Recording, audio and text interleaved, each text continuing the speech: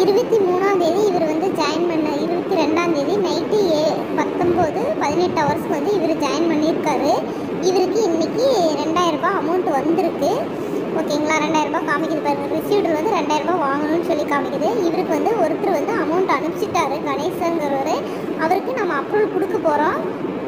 இது வந்து view received touch பண்ணிங்கன்னா அவரோட இது காமிக்குது பாருங்கள்.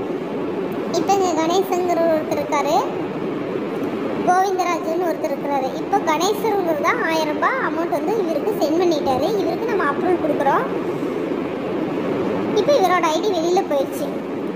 இன்னொன்று,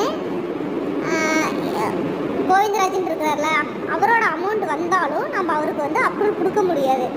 இங்கே இருக்கிற நாகராஜனுங்கிறவருக்கு வந்து நம்ம 250 ரூபா அமௌண்ட்டு பே பண்ணணும்னா மட்டும்தான் 250 + 500 இந்த 2 பேர்த்தோட நேம் காமிக்குது பார்த்தீங்களா.